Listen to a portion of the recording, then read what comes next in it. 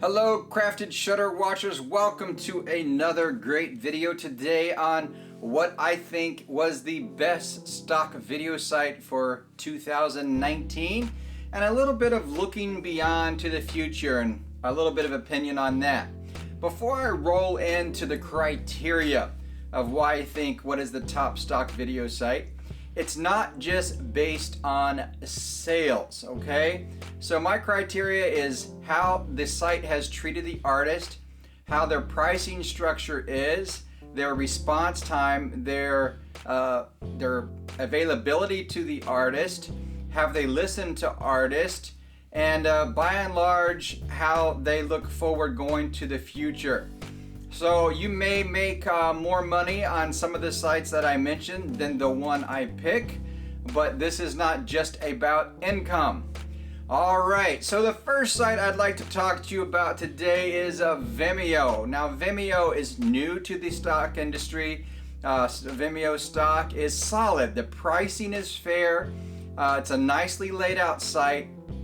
I haven't had a ton of exposure with them, but I'm bullish about them. They're not my top pick for 2019, but I like Vimeo stock, so I'm glad to have that on the list. Now the next one, drum roll, is gonna be Pond5. Now Pond5 is a fantastic site.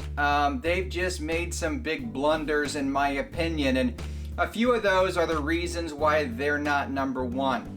First off, I think they rolled out their exclusivity program fine, but then communication with the artist in the forums or anywhere else just fell off a cliff. And, they're asking people to commit 100% of their portfolio.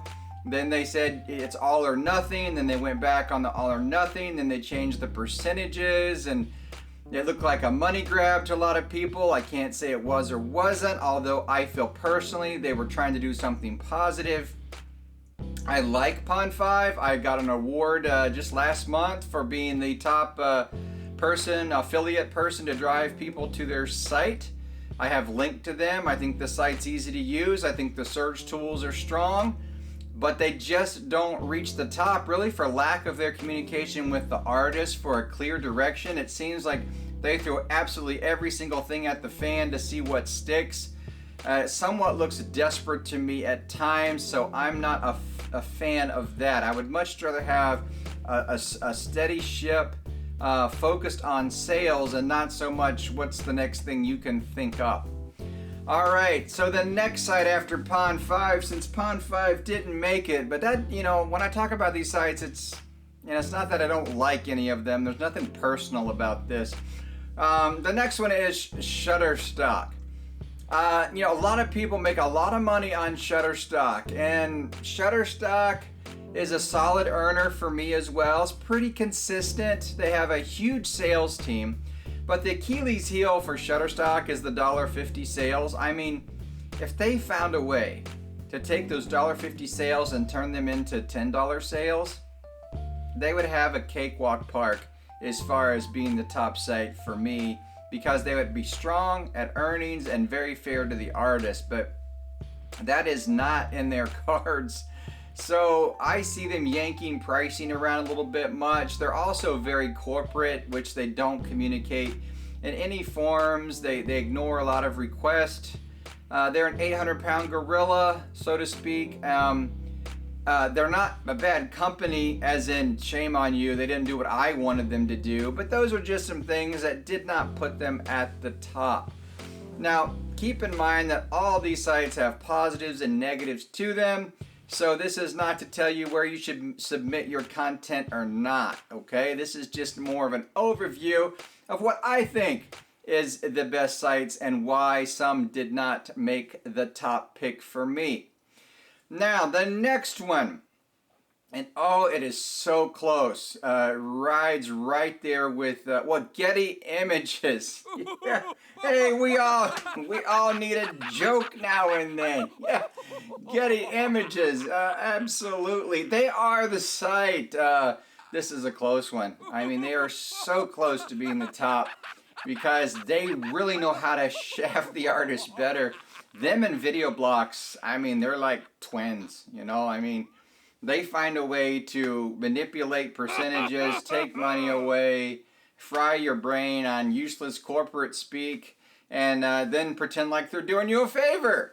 Sorry, I just had to throw that in there. You know, we all need a joke now and then, so that's my joke sites, because I included video blocks in there. Makes me twitch a little bit just to say their name. All right, let's come down to what I think is important here. And I think the number one site that was most fair to the artist, that was most communicative in forums, and that is actually trying to do the best in the industry is Adobe Stock. And I am not paid to say this by them. I got not one single penny to say this from anybody. But here's why I think that. First off, their pricing. On my sales across the board, it is always the highest and most steady for Adobe Stock. I didn't say it was the most sales, but the dollar number for each sale is very close to one another. I don't see $1.50 sales from Adobe, and I think that's a positive. They've held their pricing firm. They've worked on changing their tagging site. They've tried to listen. They've added new features, which I appreciate. I like the payout, that I can request a payout anytime I want to. I think every site should have that. That I don't have to rely on the 15th or whatever. iStock used to have it where you could just request a payout when you wanted. That's a big benefit. But one of the top benefits here is, you know, Adobe, if you submitted X number of files and had a certain approval rate of those files, then you got the Creative Cloud for free, whether it be the photo side or the video side. And I think that is a super generous, fantastic offer to the artist. And so I see Adobe and the Microstock group forum. I see them responding to requests. I see them being polite. I see them not running these huge promotionals and giving us 50 cents for our work. I'm really bullish about Adobe. Kudos to Adobe for you know, really taking the high road in 2019 and keeping the course. And so what does it now look like to the future? Well, again, I'm bullish on Adobe, keeping the course. Will there be downward pressure on video pricing? There will be, especially in 4K. So I'm not going to throw my hands up and say, oh, nothing, they're never going to do anything. Yeah, there is pressure, downward pressure pricing on 4K files. We may see that happen. We may not. You know, I hope it doesn't. Depends on how sales are. You know, there's a balance there that I don't have the market data to give you.